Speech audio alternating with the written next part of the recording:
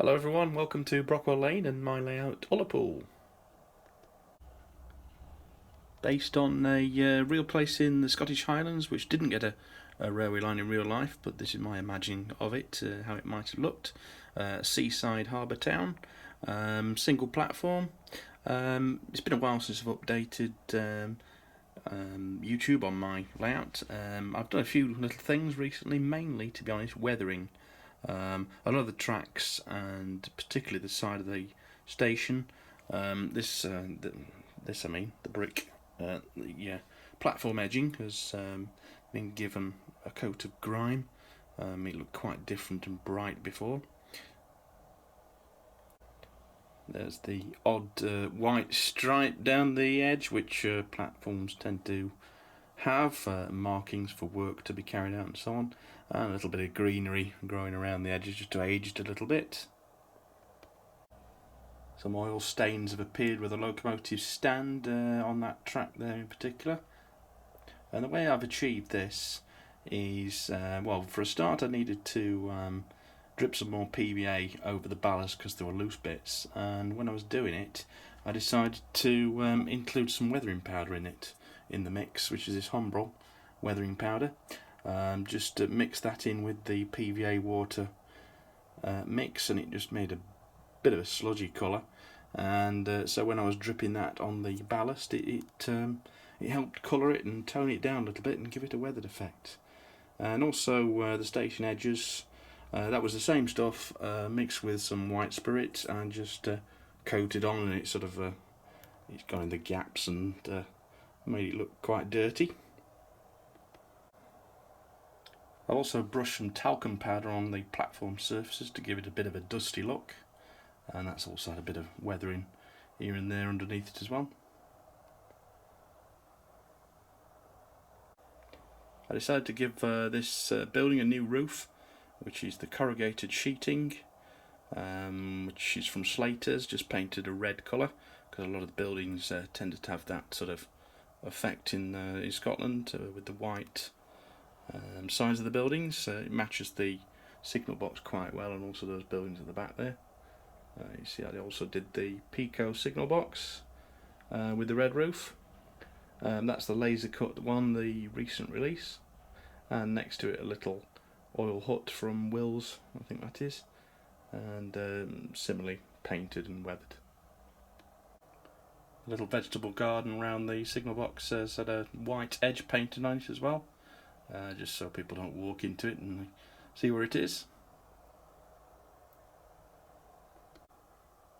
I've also added part of a roof, which is out of that same corrugated iron plasticard from Slater's. That's actually the clear version. I've painted some around the clear bits to make it look like there's some windows in there. So there's just two parts there just to make it look a little bit, add a little bit of variety to the roof. It's still I'm going to leave it as a falling down building really, and of course it's low relief and the engines go underneath to the other side, which is where my storage is. So you can get some locos. This is off scene, of course, and it sort of ends in the fiddle yard.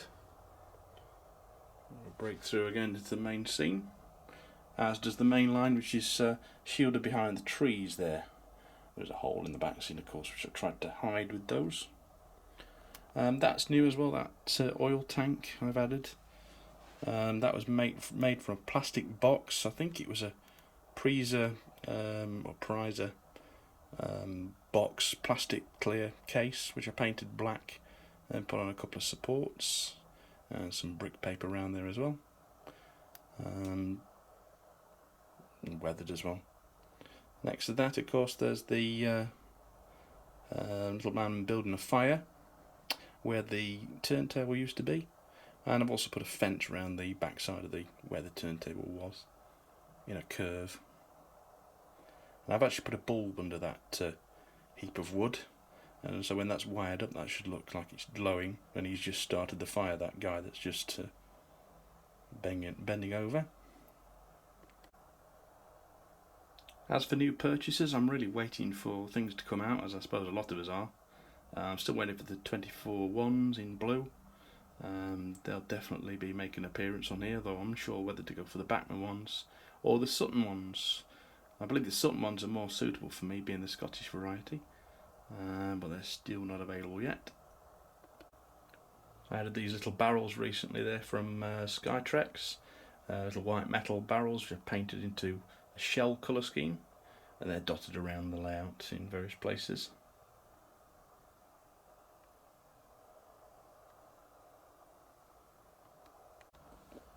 And along the harbour front I've started putting some white markings and weathering the surface again. I might expand this at some point and build it outwards a little bit, but it'll do for now.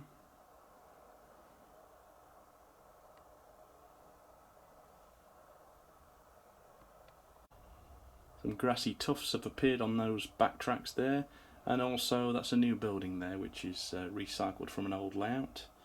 I think it's a Hornby one, low relief factory. I just thought it was a good colour, good Scottish colour, and it just about fits down the back there. I've just moved some of those buildings around as well. The ship inn is from Bachmann low relief building there, which is just appeared in the corner, and the Scottish flag pole there as well. Finally got round to weathering this Class 26 from Heljan.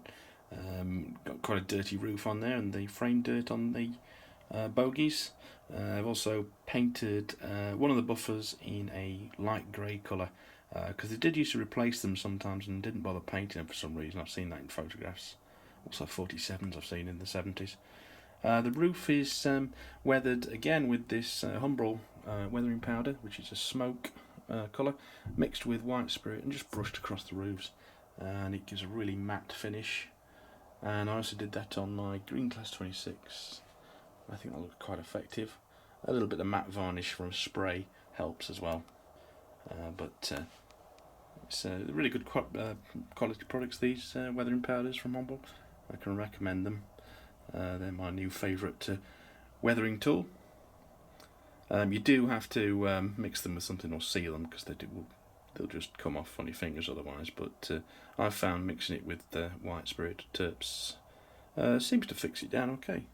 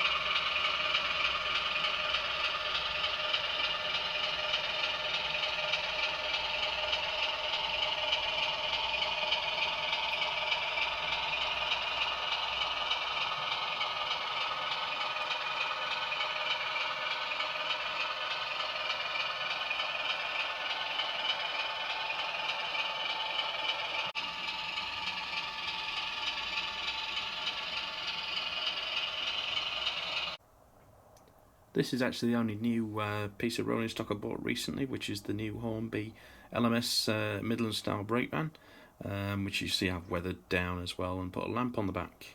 The only thing I don't particularly like about these is the handrails are very springy, particularly this bottom one here, and they do get bent out of shape, so I just put a bit of super glue on there just to stiffen it up a bit. And of course it's been weathered with frame dirt, and it looks quite effective. I really like the model, other than the springy handrails.